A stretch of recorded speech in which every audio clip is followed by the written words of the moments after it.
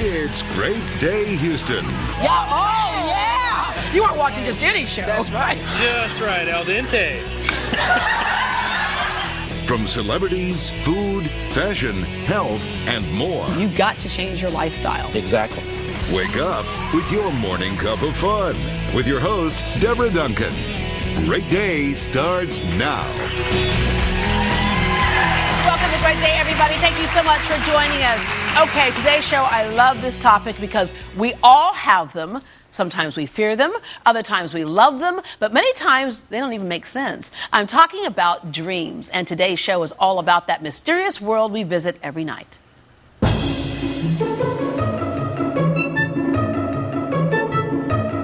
And here to help us figure it all out, please welcome dream interpreter and psychologist Dr. Gail Gross. Hello.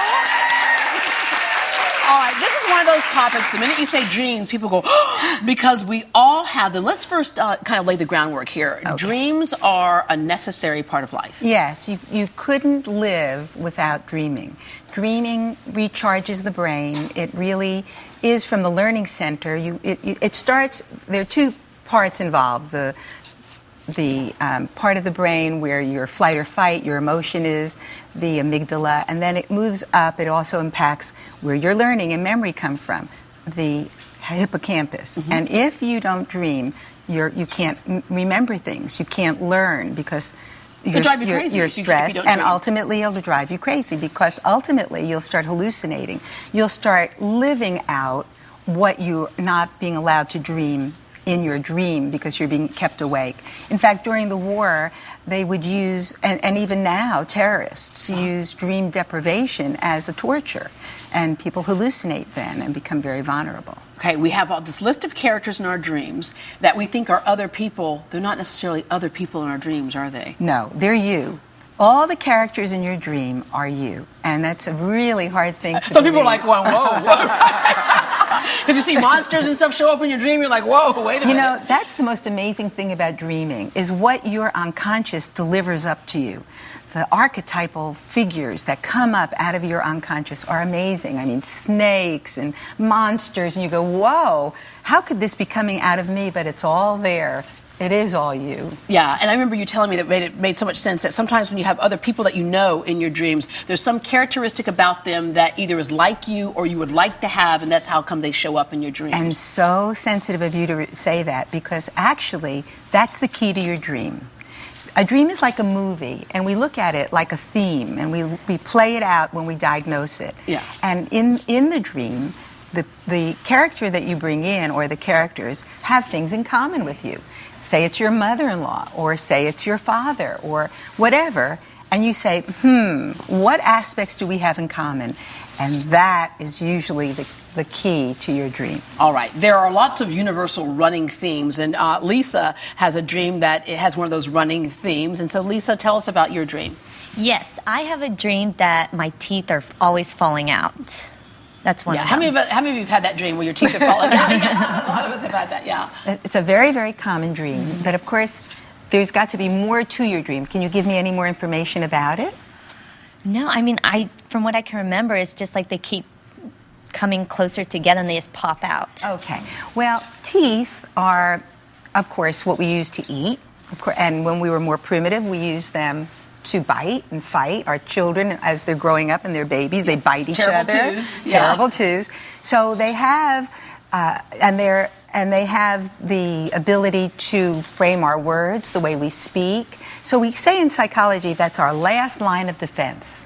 Our teeth are the last line. So usually when our unconscious is working on something, is trying to bring us to a transitional marker in our lives, we start dreaming of our teeth coming out, because the tension of where we're going next and what consciously is trying to stop us from going there makes us dream of our teeth falling out. And you could think of it this way, as the last line of defense. So is it kind of you're going into something fighting? Something you should be doing, but you're not doing it? Something you could be fighting, going into, hence the teeth, the last line of defense. Line of defense. Or something that has to do with your personality. You know, when I say that the teeth can represent even the words that come out of our mouth, so there may be something that we're doing that we're uncomfortable with, things we're saying that we don't feel good about, things that we do that we wish we, or say we wish we didn't.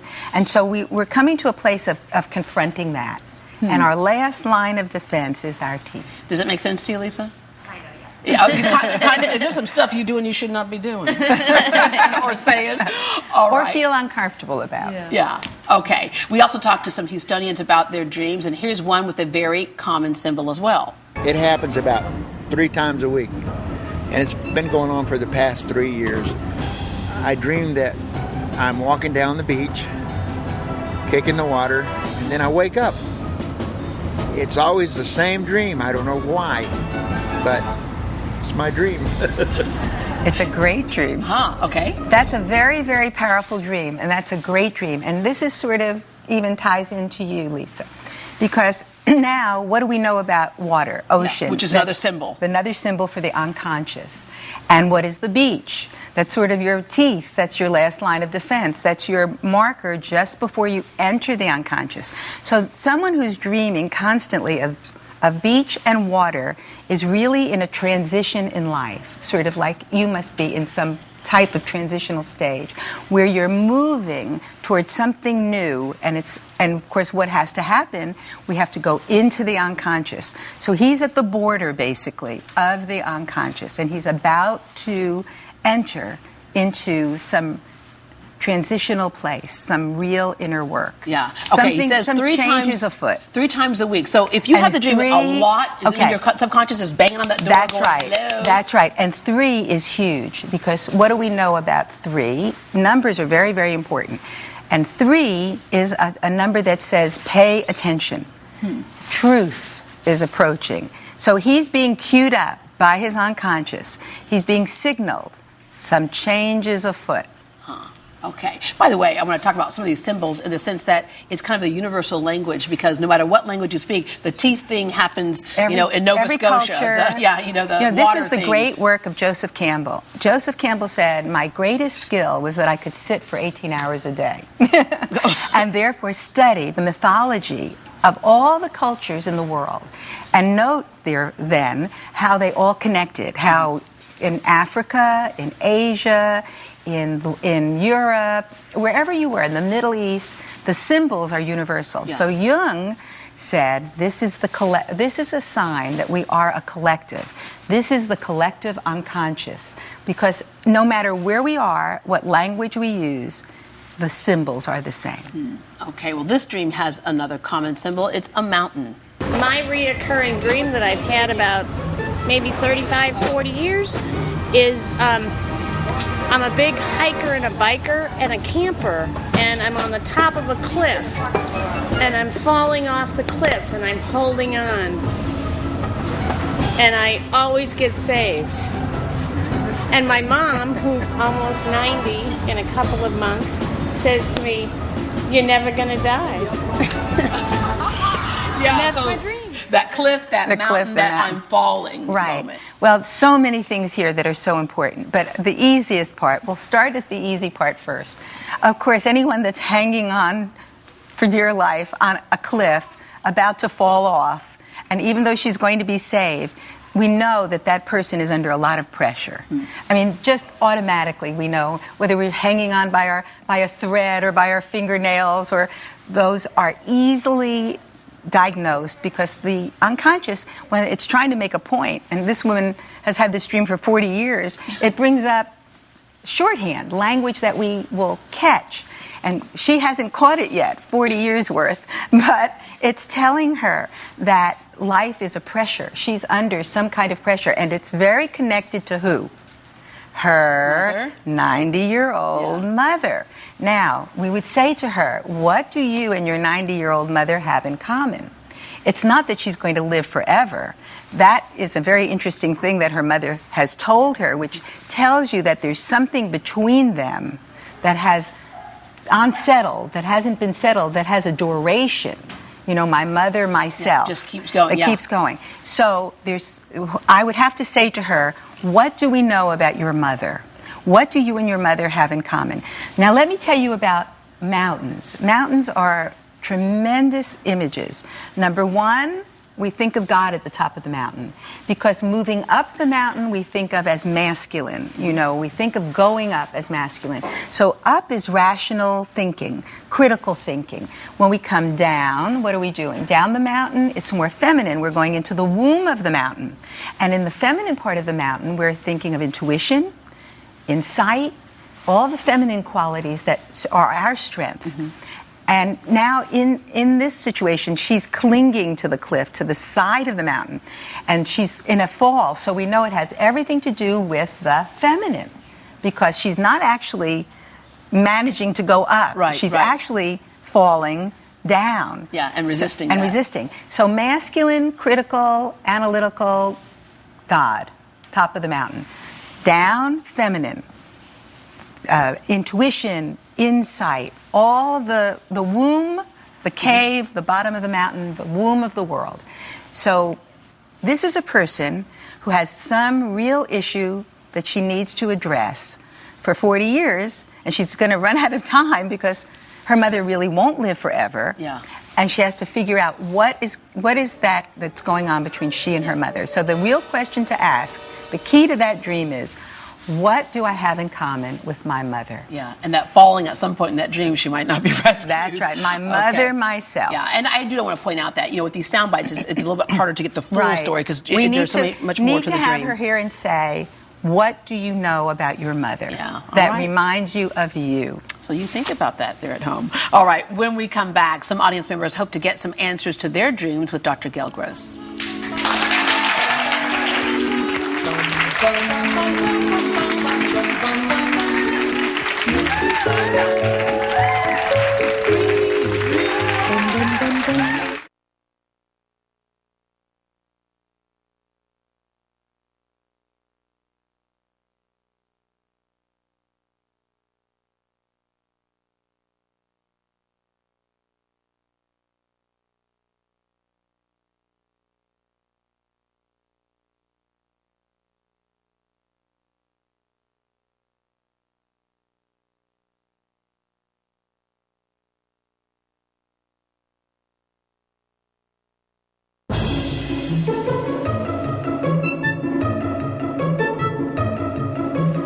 Welcome back to Great Day. We're exploring your dreams with dream interpreter and psychologist Dr. Gail Gross. And we have some audience members ready to share their dreams, starting with Megan. Hello, Megan. Thank you. I have a constant dream where I'm on late night talk shows, particularly with Conan O'Brien. Oh. And I'm telling really interesting, funny stories, and the audience just seems to love me. So don't get any ideas over here. I see you looking at my chair over here.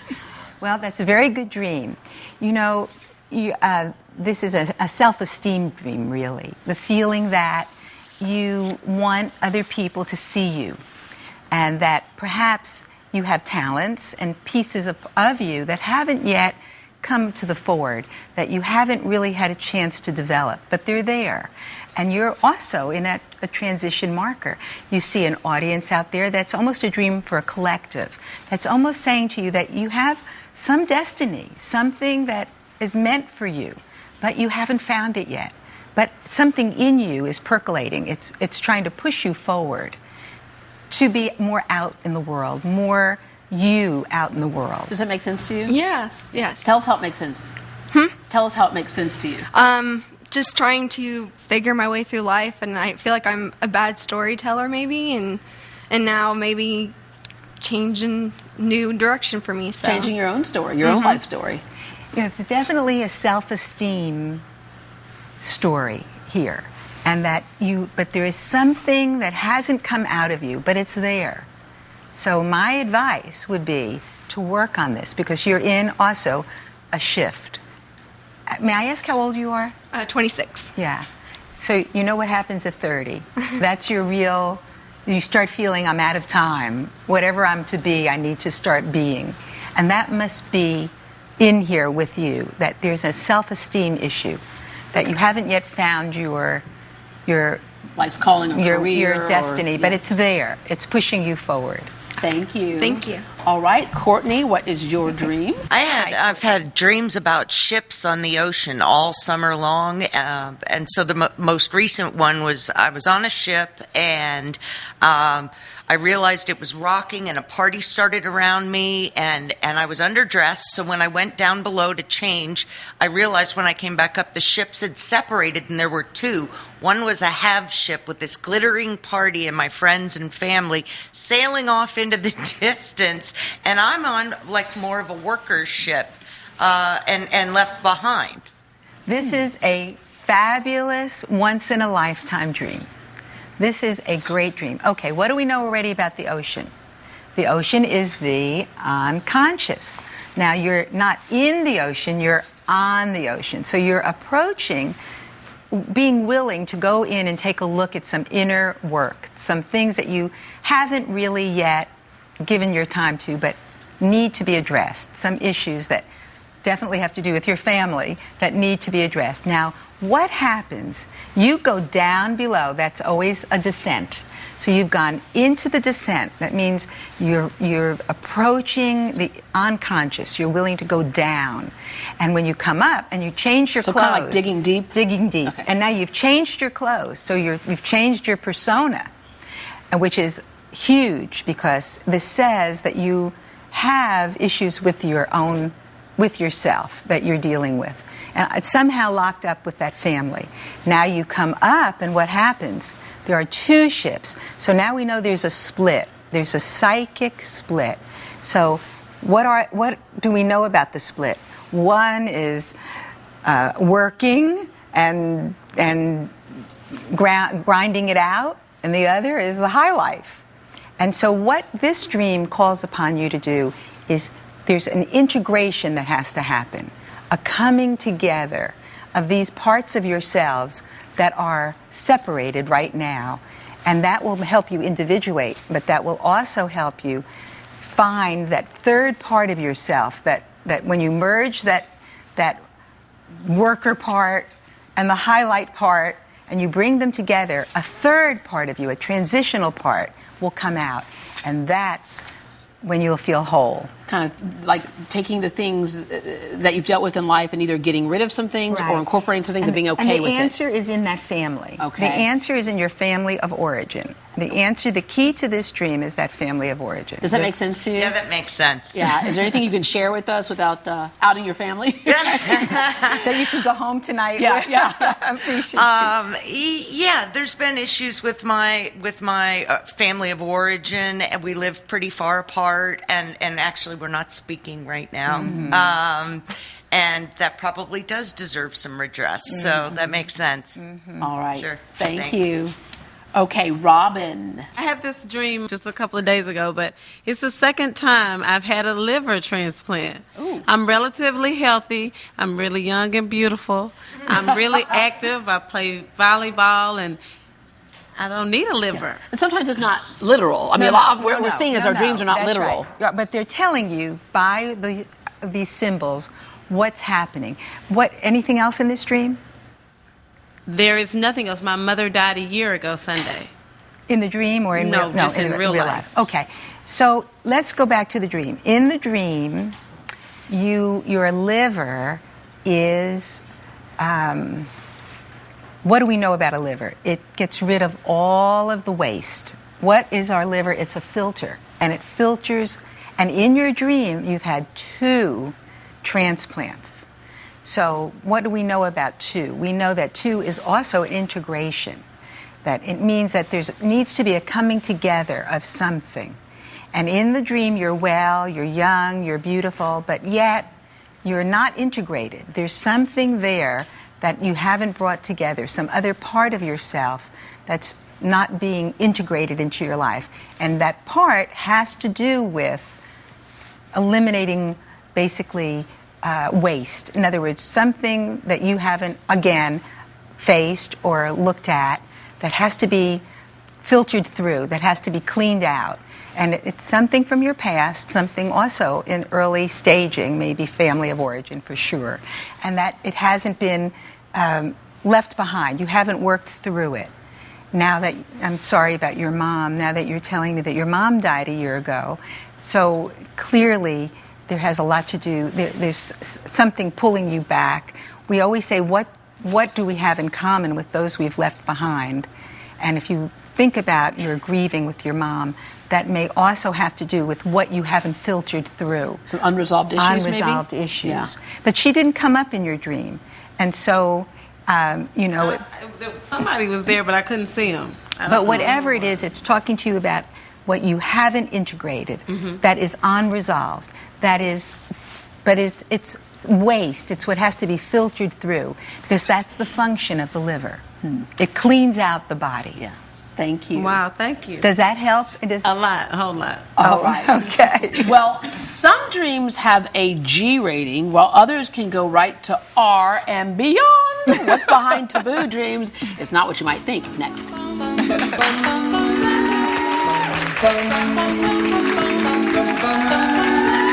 Mr. Sandler.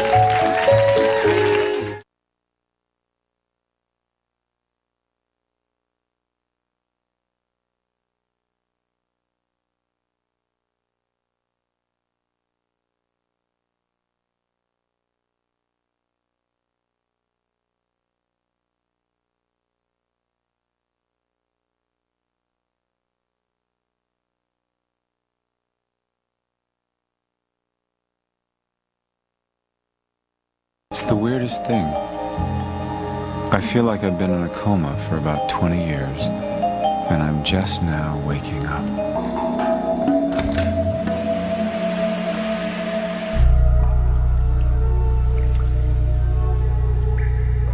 I've been waiting for you.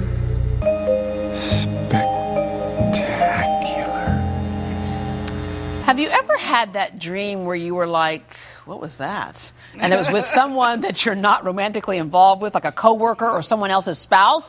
It's a social taboo dream, but Dr. Gross says there's really nothing taboo about it. No, it's not taboo at all. Dreams that are sexual in nature, that are male and female, relatives, friends, female to female, male to male, we're just talking about integration. We're talking about uniting those separate parts of ourselves that we have split off. For example, a woman with a young boy, that's really an integration of the female with a younger male part of herself that she's left behind. Because we all have masculine and feminine energy. Right. We call it anima animus. We have those sides of ourselves that are male and female, and the key is to be able to call upon them when we need them, and to recognize that they're there, and to keep them in balance, to, in a sense, a union of opposites, to unite them. Yeah. So, and as an example, would it be like someone who's very mild and meek in the workplace who finally starts standing up for herself? That's right. And so she's coming in touch with her more masculine self, which is also there. Now, the key to consciousness is if you're yelling at me and I have to address that, I can't reach for the child part of myself. That child has no capacity to help me. But if I can reach for that King Kong inside of me, then I can stand up and say, wait a minute, step back, back off. Don't speak to me that way. Okay. Let's take a look at an email that we got. I constantly have dreams about my ex-husband with whom I'm still friends. The dreams are random conversations about him and his now ex-girlfriend or about us getting back together. I wake up feeling sick most times. I have met someone else and we are happily raising our 4 children. Why does that ex keep coming into the picture there? Well, in that particular dream, there is unfinished business. That's really what's bringing that up. There's still a charge there. There's still an energy that hasn't been resolved. And so she's bringing up this male in her dream.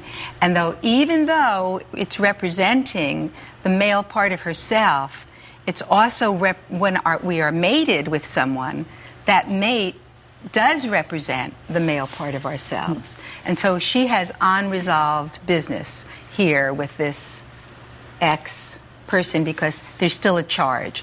And he it somehow is tapping into something archetypal in her still that is her male. All right. Millicent, what is your question? Good morning. My reoccurring dream is being bit by snakes and spiders. The spiders particularly in my back most of the time, and I can feel the bite in my dreams. These are powerful dreams. I've had them myself. I had a spider bite me on the calf when I was in Peru with Dr. Alberto Villaldo when we were... That's the dream or that's the real life? Oh, okay. But in real life, I had a dream when I was up there on the mountain that I was being bitten by a spider, which is an initiatory dream, which tells you something changes afoot. Something is happening, that you've done the hard work and you're ready for some renewal, that you've basically been in that valley of despair. You've been working even under the radar. If you never went to a therapist, things are changing for you. And now you're ready to step into some new piece of yourself, renewal. And so the spider, the bite on the back, the snake, these are all renewal images, symbols of rebirth. What even a doctor, symbol is a snake wrapped around a caduceus, wrapped around the staff, the caduceus wrapped around the staff. So we know it's a healing. So you're transitioning into a time of healing, a time of self-healing, a time of change that you've worked towards, even if it hasn't been conscious, under the radar. And you're basically, the bite is an initiation. You're about ready to move into a new place. You're nodding your head. Tell us why you're nodding your head.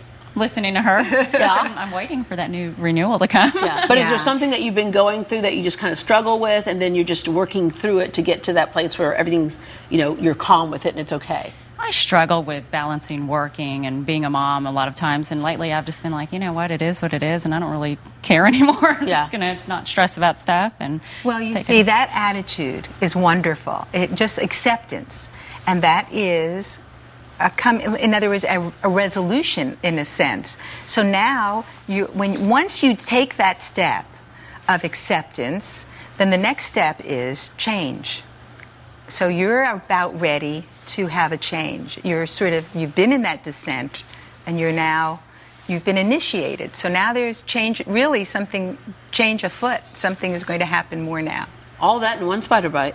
It's very good. Yeah. Spider bite is very good. Snake, very good. But it's initiatory. And of course, there's always hard work to do when there's an initiation. But it tells you the outcome is going to be good. It's renewal. All right. We'll talk more with Dreamweaver, Dr. Gail Gross, after this.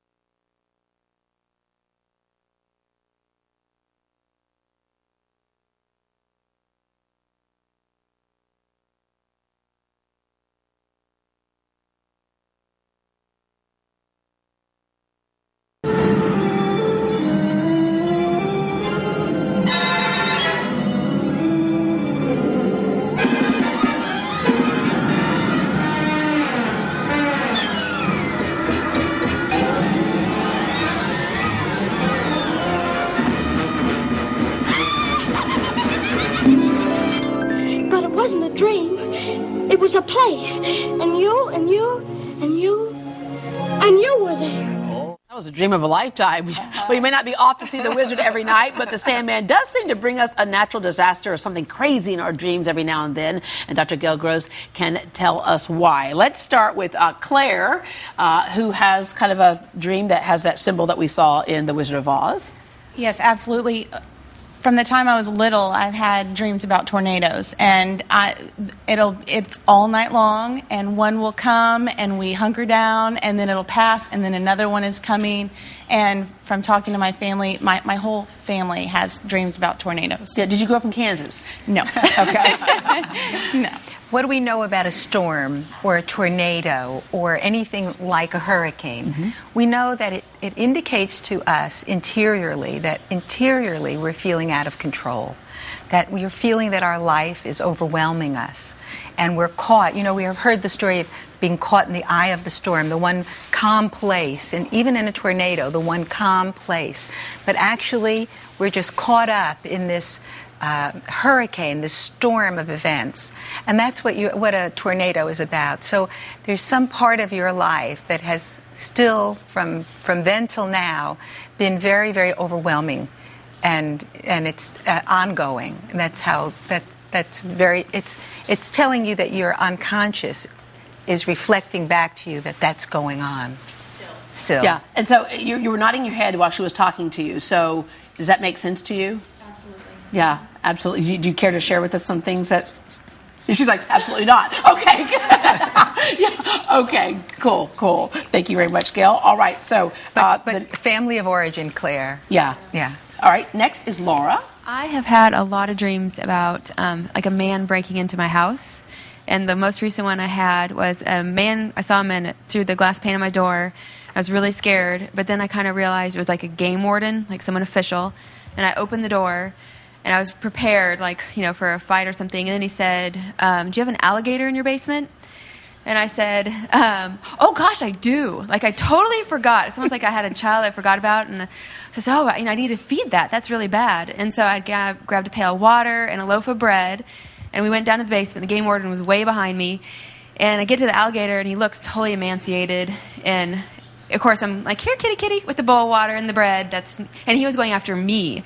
Like, I very quickly realized, like, the water, the bread is not going to make up for lost time. And I could feel him, like, chomping at my feet. Like, and I kept getting away, but then I woke up. But this is a wonderful dream, but I just want to point something out to you. In your dream, you said, when you were relaying your dream, you said, and I felt, and I looked at this alligator, and he was emancipated. What you really meant was emaciated. But this is what we call free association, the slip of the tongue, which is exactly like a dream. And so emancipated is really the right word that has everything to do with what this dream is representing. Okay, so let's begin at the beginning. There's a man at the door, this game warden, and at first you're fearful, and there's a door between you, a glass door, so you can see him. Well, what do we know when the stranger comes to the door? We're talking about shadow material. We're talking about the disowned material of who you are, what you haven't addressed, what you haven't looked at. And now what happens? You go down, because he's looking, oh yes, I have that alligator. So what is that alligator? That's the primal part of us, very much shadow material. And you go down into the cellar, so you're going into the descent. So this is very, very primal, early staging material, shadow material, disowned material. Whatever we really needed to feel, what we have disowned, that part of ourselves that we've disowned, that if we connect to and give a place for it to live, will emancipate us, will free us. So, and even this alligator, which is such a primal figure, but it's also a renewal figure. What is it doing? It's chomping at your feet, the feet that hold you, your grounding. So you have to, your dream is telling you it is time for you to address shadow material, what you've disowned, because it's there and it's chomping at your stability, and you have to address it. That's a very powerful dream. The truth will set you free. Emancipate you. Okay, well, Andrea Klein, we caught up with her, has a very unusual dream as well, so let's take a look at this. Hi, my name is Andrea, and my reoccurring dream is when my grandmother passed away, I was like 4 or 5 years old, and I see her in a coffin, and then I turn into a bee and fly around, and she gets up and tries to swat me. So that's my reoccurring dream. Okay, that's a very powerful dream. Let's just start with the coffin. Okay. When we dream of anything that's rectangular or square, we're saying that interiorly we're feeling we're not feeling stable. This is a stabilizing image. So a containment that's created in our unconscious to say things are a little out of control. I'm going to give you a containing figure to kind of help stabilize you. And so the unconscious is offering her up that coffin. Now, who's in that coffin? Grandma. So again, we have to say, we know that's really her. What does she have in common with Grandma? What are those aspects that she's not dealing with? Yeah. That laid to rest. Exactly, that she has in common with her grandmother. And then the bee. What is the bee? The bee is a stinger. You know, it can really hurt us, but it also gives us the food of the gods, honey. So there are two ways that I don't know about her grandmother, but I would have to say, from these images, that maybe there is some stinging in that grandmother and also some sweet talk in that grandmother. And what she has to do is come to grips with who is that grandmother, and so how does that relate to her? Because the also death image of the coffin and the grandmother means that some stage for her is ending, and it's about that split of nice and not nice that has to come together, because that stage for her needs to end. It needs to end because she's dreaming of a containment, of something to stabilize her. So it's something that's upsetting to her in real life. She needs to break free. Right. Okay, well, there are dreams, and then there are those things called nightmares. What's behind all the monsters and dangerous situations in our head? Find out next.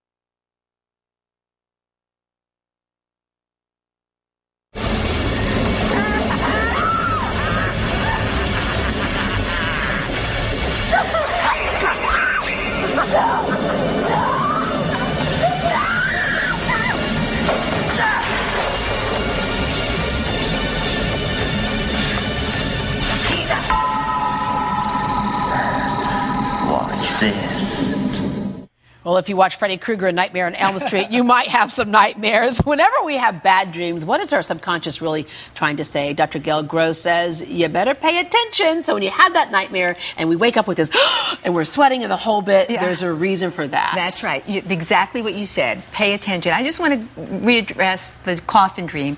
That also could be a health dream. So I would say to that person, check yourself out as well. Okay. Because something seriously is in that.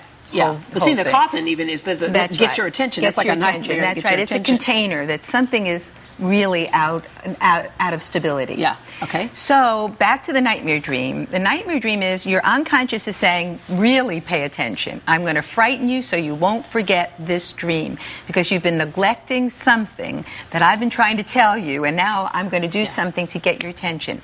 Now, what do we know about our life? We know that our body is a metaphor for what goes on interiorly. And if you don't pay attention to your dreams and your nightmares, when the unconscious raises the ante, it makes you sick. And we've correlated now very clearly the connection between health and the unconscious. So if you have a nightmare, pay attention. All right, let's go to Delicia. Hi, Delicia. Hi, how are you? Hi. I have a reoccurring dream where I'm in a really big house standing at the top of a tall staircase, and then I just fall over, and I see that I'm about to hit a piano, and then an angel catches me, and then I wake up. Okay, I'm going to say house. House is another symbol. Huge. House is you. House is the psyche, the self. So when you're going up, of course, just simply, that's a very good thing. We're advancing, we're ascending, we're going up. So that's a good thing. But when we fall, we feel out of control. We're in a descent. We also, with your angel catching you, you feel protected, all right. So you feel that you have some support. But nevertheless, something feels very out of control. And that's the self of you, the psyche. So it's, and obviously you were in the entry because that was your stairway. You know, we say the stairway to heaven. So that's basically the parts of our life that we've advanced, that we've worked our way up, the self. But then we have this fall. And so this is something to really pay attention to. But you feel supported, and that's your angel. Yeah, does that make sense to you? Yeah, I have a lot of support, like family support, but I guess just with like career and school and family life spiraling out of control at one point. But now that's basically feeling out of control, feeling that feeling of of any fall, like the woman hanging on the cliff, feeling overwhelmed, feeling out of control, but you feel supported. And so you're caught. You've made the descent, though, so there was a fall. There will be this feeling, but you also feel that you are supported. All right, we're going to take a break. When we come back, one of our audience members says he has magic powers in his dreams. We'll find out what that means.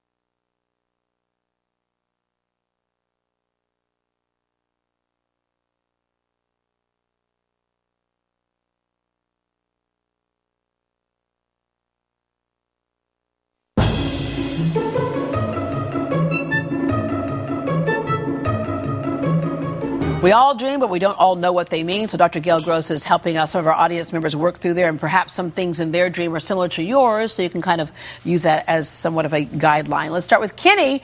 Kenny, so you have magical powers in your dreams. Yeah, I have magic powers like the TV show Bewitched. Yeah, so you're like Bewitched. So you can what do you do in your magical powers? Put spells on people, and disappeared, and visible. Huh, okay. Are they good spells? Can you give me a particular dream in particular? Yeah, good spells. Tell me about your dream, for example. Make everybody get along. Basically it's wishful thinking in a sort of way. When we dream magically, we even think magically when we're younger and hopefully when we're older.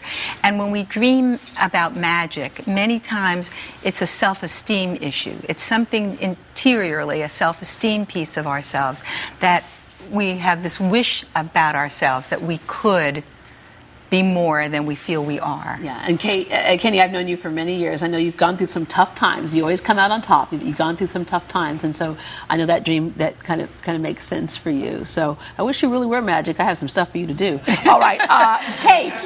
Speak to me later. Yeah. All right, Kate. Mine's more of a question. It's not my dream, but my kids. I'm just curious why kids seems to have all the dreams about monsters, and it just seems that they're so much more vivid, and they're always negative and scary. Great question. Boys dream aggressively. Girls dream fearfully. And just around 7 or 8, we start to really, they dream right away. In fact, babies are in REM sleep 8 hours a day.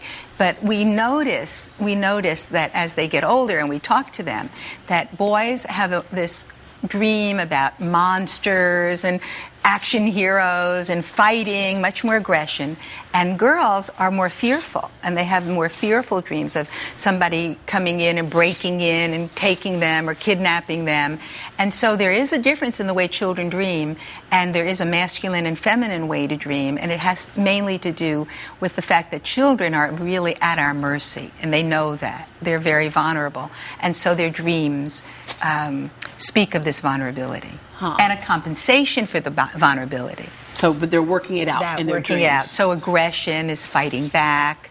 The little girl will dream mainly running, escaping, fear from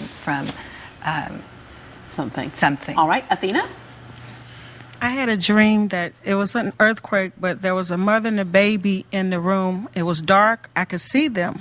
And the earthquake started, and I prayed. And after I prayed, everything got calm. And I was able to get the baby's bottle and the blanket and give it to the mother, and the mother fed the baby. And the mother fed the baby? Mm-hmm. This is a wonderful dream. This dream almost has a little bit of a numinosity to it. An earthquake, of course, it's sort of like a tornado or a hurricane, talks about a disassembling, that something, that there's been something, right, that something's coming apart within you, that there's been a trauma. But nevertheless, there's a baby, and what do we know about babies? Rebirth, renewal, new life. And wonderful, you were able to give that split part of yourself, the other mother, as she was. The baby's bottle, which is nourishment and nurturing. So basically, it's telling you that you've been through a lot of stuff, but it's going to come out okay. Does that make sense to you? Yes, it does. Because I saw a big smile. You nodded your head, Well, and then there's a big smile. I was a victim of domestic violence, and I'm writing a book about it, and I'm able to really release all of the pain in this book, and it's almost finished. Very cathartic. That's that baby, that feeding the baby, that's renewal, rebirth. Well, Wonderful. congratulations to you, and we'll be right back.